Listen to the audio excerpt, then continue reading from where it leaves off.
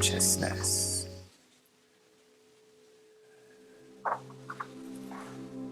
Becoming aware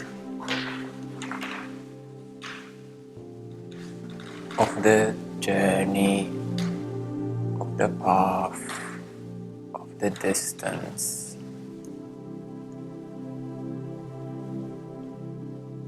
We can see that at the very bottom is the realm of suffering, the fear, heaviness, darkness, all the hungry desires are at the lowest levels of consciousness.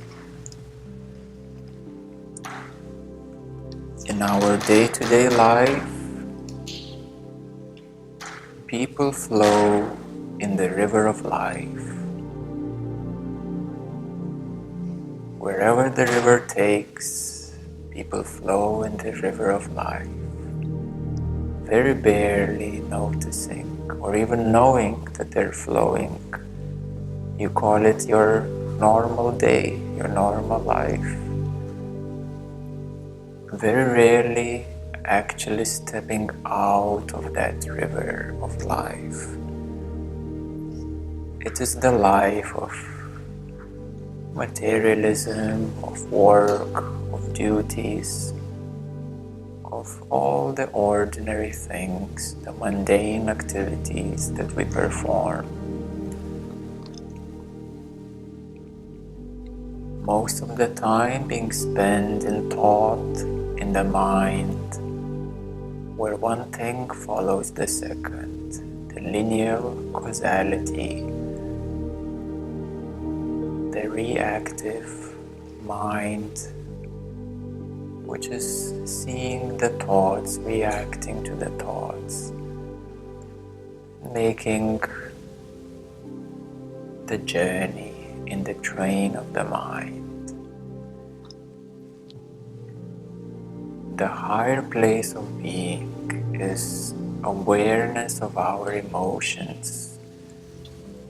They are the frequent visitors that come and go every day. Different awareness, different emotions and energies come and go every day, and if we spend some time to figure them out, we may come out of that river of life. But most of the time people don't even spend time with their emotions, just wanting to do the next thing, to get rid of them, to escape.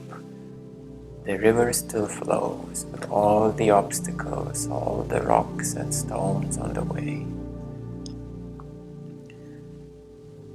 A very big transformational point is stepping out of the river onto the shore,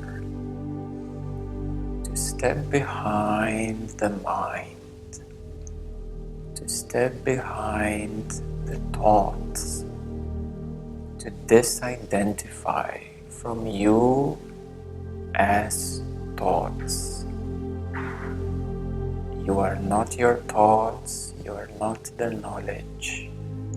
These are only things that pop into your head, and there is no stability, no security in thoughts themselves.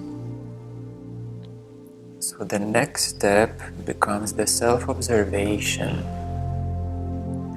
to observe not only your thoughts, emotions, to observe yourself from behind as a higher self, as the one who is standing on the shore of the river and is seeing the river flowing. Life is happening, but you are observing life happening. You are not the happening. You are not wherever the water flows. So as you step back to observe life happening, life starts to reveal its wisdom. To become aware of the river of life is to become the observer in a higher consciousness. Because now you are not subject to the happenings and you stand behind the river, seeing the way it flows, seeing a bigger picture of where life goes. So all the rivers come to the ocean. The higher consciousness notices that there is the ocean where everything flows into it. This ocean has surface waves, and the ocean has many layers of depth. So the self-observation is already a deeper consciousness, a deeper intelligence of being. Through the observation, the awareness expands, the seeing expands. More and more light shines onto your being. Through this expansion and creation of space between the river of life and you as the higher self, the tipping point is the inner light awakening. When there is more light within you than the river of life, wherever it goes. The other tipping point is the surrender of all the knowledge to the heart. Surrender of all the wisdom. The deepest wisdom is realization of love. The deepest wisdom is realization of love. And therefore, from the inner light and wisdom, there comes a maturity into the inner love. This love fills your being. It fills your being, it completes your heart. There comes a sense that all there is love, that love has always been here, unnoticed, but it kept everything together. That love is realization of the intricate connectedness of every being, of every heart, of every atom and molecule connecting to create this present moment. It expands into a sense of oneness, into a sense of completedness, that life is one, that everything is connected, that you were never alone, even in the midst of your loneliness, of your being only by yourself. There has always been life right here, right now, with all the deeper layers which were overlooked. Through all our experiences, we come to seek for something more stable, for something more fundamental than just another experience. We come to seek for something which is permanent, for something which is fulfilling, for something which is fundamental. And that leads towards our beingness. Towards our beingness, towards our presence, towards our soul as the immortal being. So we transcend life further and further from the changing phenomena, from the river of life, from the ever-changing experiences. We dive deeper into the beingness, into the core of yourself, to discover the source, to discover from where we came from. And that is the discovery of your soul, your beingness, your presence. It is fundamentally always the same, although soul also evolves, but it is the source of your evolution. So the soul comes into many different lives to experience. Coming back to the soul, we attain an immense fulfillment, an immense closeness to the divinity, the immense closeness to God, to the consciousness itself. For the soul is the spark from God, the spark from consciousness. We come to realize that even the sense of beingness and your awareness of the soul is seen and felt, noticed in the awareness itself. So the next depth into the core of your existence becomes of recognition of awareness itself, following the inquiry into who you are and where you are. You come to realize that you are always in awareness, always in awareness. No matter what you do, no matter where you are, no matter who you are always in awareness. So the next step becomes complete disinterest of what you are aware of, and complete interest in who is aware of all these changing phenomena. You recognize that you can be aware of millions and trillions of different things, but who is the one who is aware? Where is the source? What is fundamental? So you withdraw your interest from what you are aware of, because all of these are attachments, desires, ignorance, wants, likes and dislikes.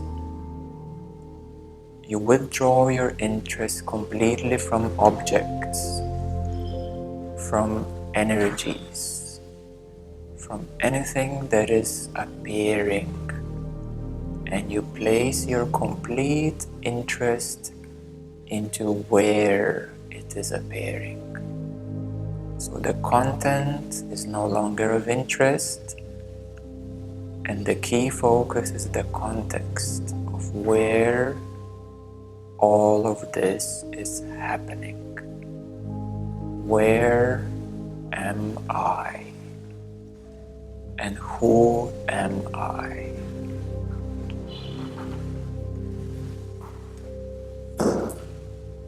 So awareness placed back to awareness reveals the light of awareness. There is no more subject, process, an object. It is only the awareness, aware every moment. Awareness always aware. The triple A. Awareness always aware. The double A is for addictions. The triple A is complete disidentification from any objects, of any processes, and coming back to the source. In the awareness, you recognize there are many perceptions. Good perceptions, bad perceptions, right and wrong. You withdraw your interest from perceptions as well to remain further deeper in awareness itself. If perceptions cause you trouble, you let them go. No matter what perception, a perception is a directed awareness. The awareness directs into a certain direction, and that is called the perception. If there is a light bulb, and if you close it and direct it only to a specific point, that is the perception. But perceptions have many filters as well, and the removal of those filters allows you to come back to the light of awareness even deeper, even clearer. So the primary task becomes to clear the perceptions, to clear the lenses, to polish the light in the light as the light, so that awareness remains clear.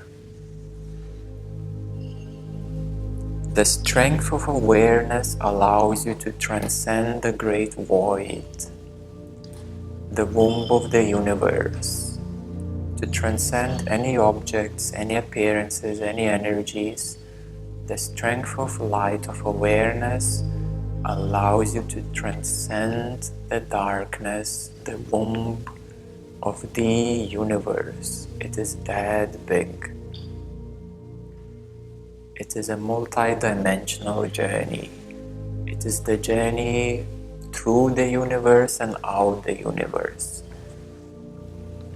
Coming through the strength of awareness, you come out of the womb of creation of the universe into the divinity of pure love, into the divinity and unity of divine love, the Father, Mother, God of creation. You see, the Father and the Mother God, they created in love the universe. And now, through the strength of awareness, we come out of the universe to meet the Father, Mother, God in the divine love union.